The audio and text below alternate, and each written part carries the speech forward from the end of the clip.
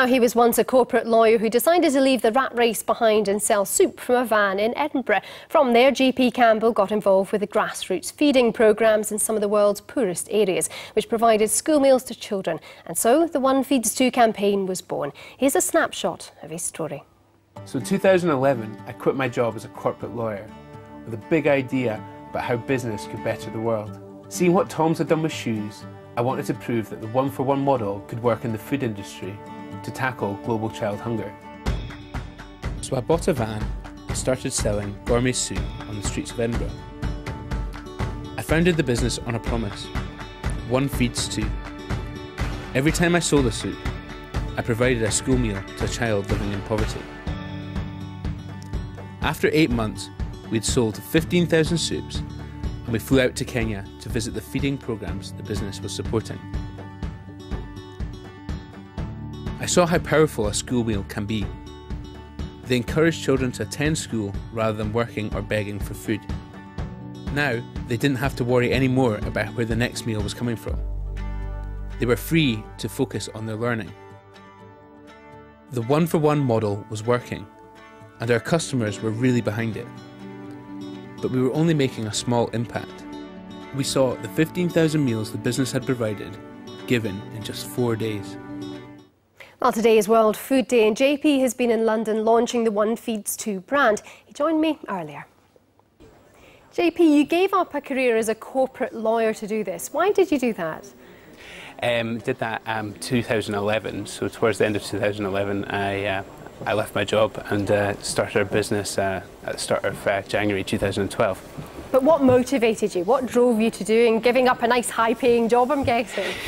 Yeah, I just had this really good idea and a belief really that business could better the world. And we believed that this one-for-one model could really work in the food industry, and we wanted to go about proving that.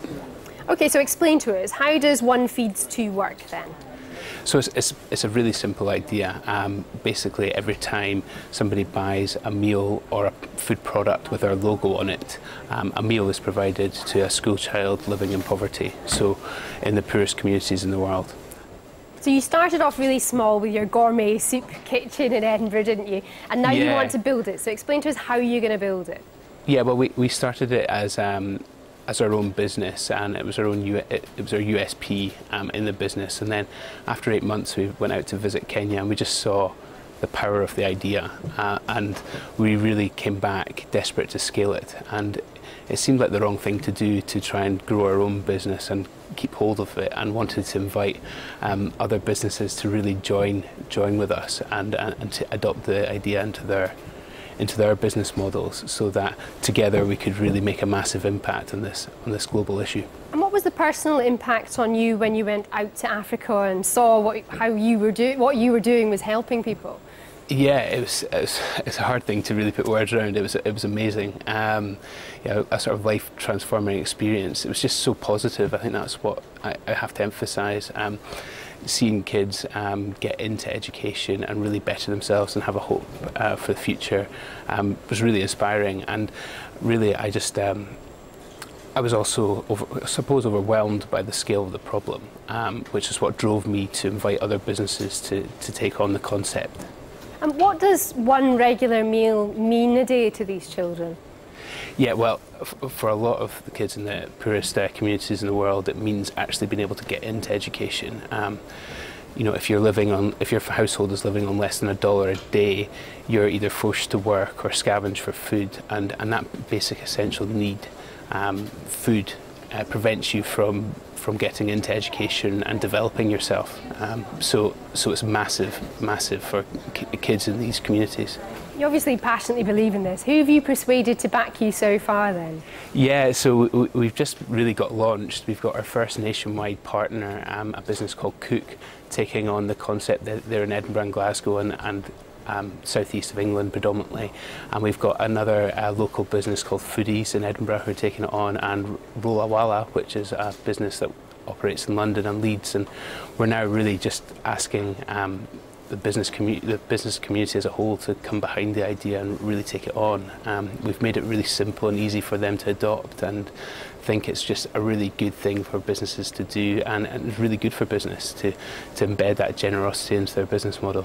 Would the dream scenario be then that the big supermarkets get behind you? Yeah, absolutely. Yeah, no, that's the absolute dream. Big supermarkets, big food brands, but it's an idea that all businesses can do no matter the size, and I think that's the beauty of it and the simplicity of it.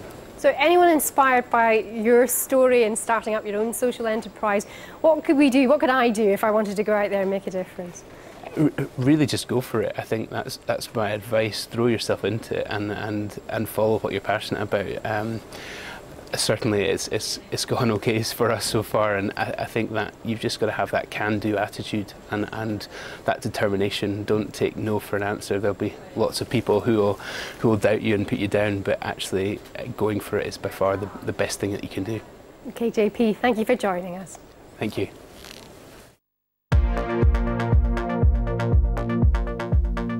Let's take a quick look at 5 things happening tomorrow. Scotland's Lord Advocate will host a summit on human trafficking with heads from prosecution from across the UK. A petition calling on the Prime Minister to intervene in the blasphemy case of Mohammed Asghar will be delivered to 10 Downing Street. Medical ship the RFA Argus will set sail from Falmouth to Sierra Leone to help with efforts to tackle the Ebola infection. Celebrity chefs will be among those at the Good Food Show at the SECC in Glasgow, and former Westlife star Shane Phelan is in Glasgow signing copies of his new book. Well, that's all from Scotland Tonight. John is back on Monday. Until then, here's one of the world's best wingsuit pilots making a jump from a huge height on the Bernese Alps. Not one for the faint-hearted. Here's One Last Thing.